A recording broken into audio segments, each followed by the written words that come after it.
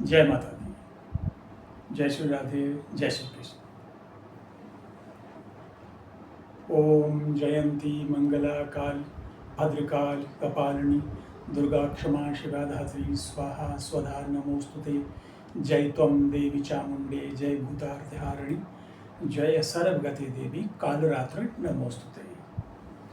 प्रिय सज्जनों और माँ दुर्गा के अनन्य प्रेमी भक्तों, सप्तम कालरात्रि चरण, आज सप्तम दिवस आपकी साधना का और माँ का ये जो स्वरूप है ये महाकाली के रूप में है। महाकाली के रूप में, कालरात्रि के रूप में माँ भद्रकाली का, महाकाली का जो स्वरूप है, काला कृष्णवर्ण, खुले केश, अत्यंत भयानक, 3 नेत्र, गले में मुंडमाला और आरूढ़ गर्दभ के ऊपर गधा उनकी सवारी है। ये जो स्वरूप है ये दुष्टों के लिए है, भयानक स्वरूप,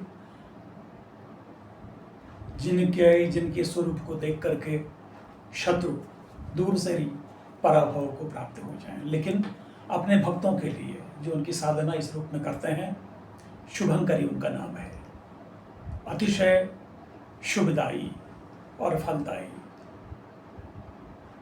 सहस्रार चक्र में उसकी अधिष्ठात्री देवी हैं।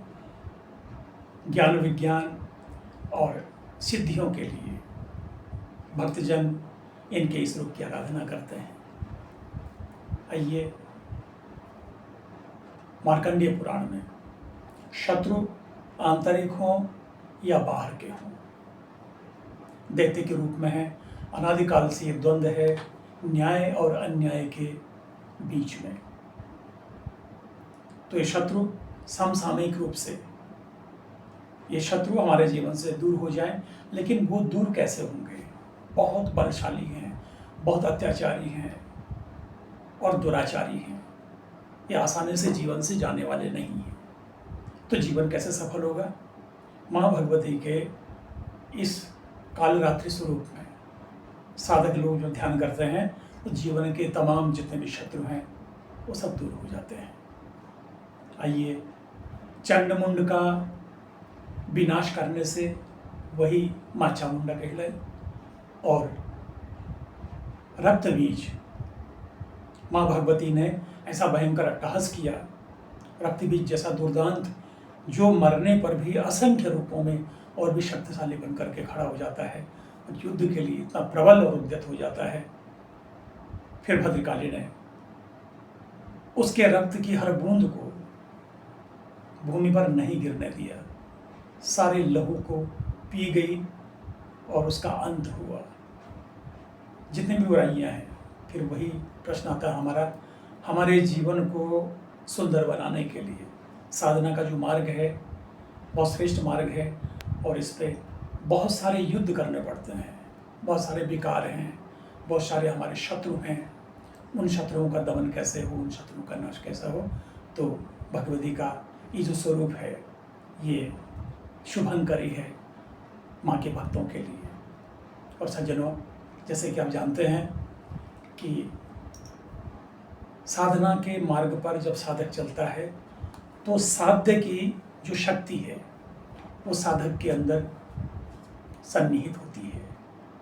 आज भी हमारे जो सैन्य बल हैं, जब वो युद्ध क्षेत्र में जाते हैं तो यही रणचंडी, यही दुर्गा माँ या उनके जो भी इष्ट हैं, जब उनका जयकारा लगाते हैं तो शत्रु उनके सामने सीधे भाग जाता है।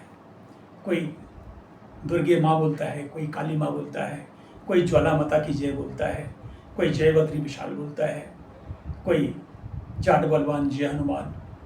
तो सैन्य बलों की जो सफलता है ये पाखंड और अंधविश्वास नहीं है।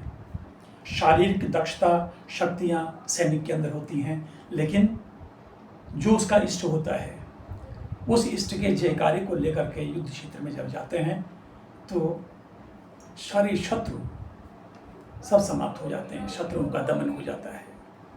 आइए, हमारे जो शत्रु हैं जीवन में, शत्रुओं का दमन हो, और उन शत्रुओं का जब दमन होगा तो हमारा जीवन साफ होगा, स्पष्ट होगा और हम साधना के मार्ग पर महामानव बन करके आए हैं। लेकिन माँ दुर्गा के ऐसे स्नेहमयी, प्रेममयी जो माँ हमारी है, उसका जब आशीर्वाद मिलता है इस जीव को सनातन परंपरा में, तो साधना का मार्ग हमारे लिए बिल्कुल सुस्पष्ट हो जाता है।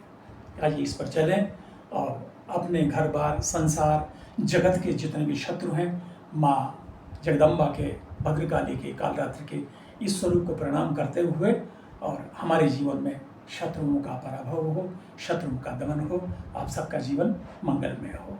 जय माता दी।